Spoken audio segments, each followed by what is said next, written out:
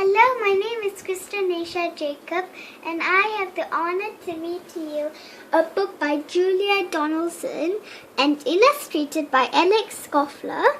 The name of the book is The Gruffalo's Child.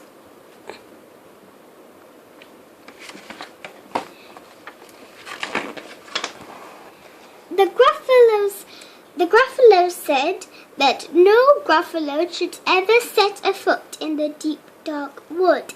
Why not? Why not? Because if you do, the big bad mouse will be after you. I met him once, said the Gruffalo. I met him a long, long time ago. What does he look like? Tell us, Dad. Is he terribly big and terribly bad? I can't quite remember, the Gruffalo said. Then he thought for a minute and scratched his head. The big bad mouse is terribly strong, and his scaly tail is terribly long. His eyes are like pools of fire, of terrible fire, and his terrible whiskers are tougher than wire. One snowy night when the Gruffalo snored, the Gruffalo's child was feeling bored. The Gruffalo's child was feeling brave, so he tiptoed out of the Gruffalo cave. The snow fell fast and the wind blew wild into the woods when the Gruffalo's child. Aha! Oh-ho! A trail in the snow. Whose is this trail, and where does it go? A tail poked out of a log pile house. Could this be the tail of the big bad mouse? Out slid the creature.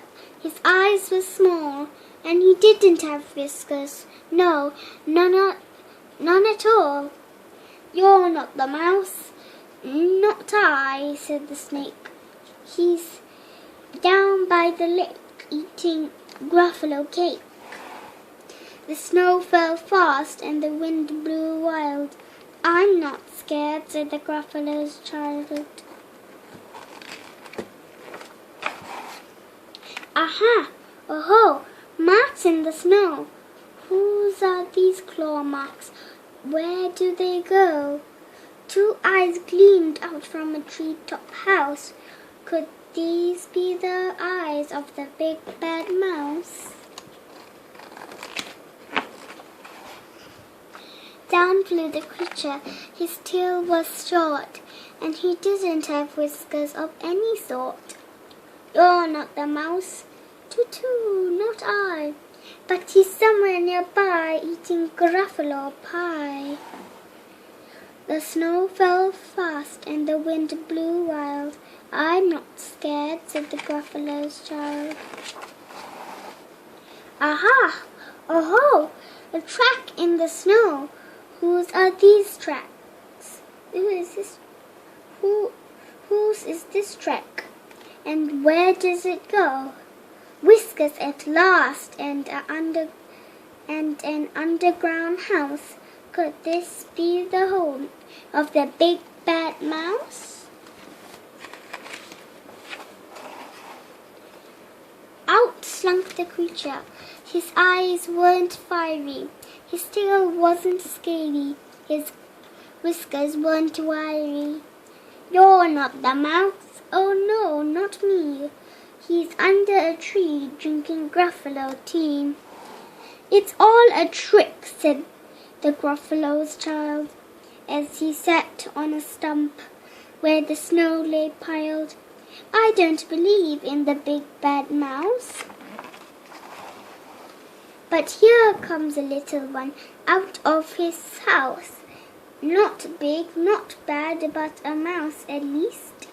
You'll taste good as a midnight feast. Wait, said the mouse.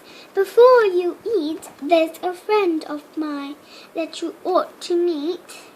If you let me hop onto a hazel twig, I'll beckon my friend, so bad and big. The Gruffalo's child unclenched her fist. The big bad mouse, so he does exist. The mouse hopped into the hazel tree. He beckoned, then said, "Just wait and see." Out came the moon. It was bright and round. A terrible shadow fell onto the ground. "Who is this creature so big and bad and strong? His tail his tail and whiskers are terribly long. His ears are enormous, and over his shoulders he carries a nut as big as a boulder." "The big bad mouse!" yelled the Gruffalo's child. The mouse jumped down from the twig and smiled.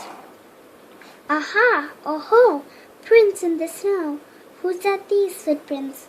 Where do they go?" The footprints led to the Gruffalo's cave, where the Gruffalo's child was a bit less brave. The Gruffalo's child was a bit less bored. And the Gruffalo snored and snored and snored.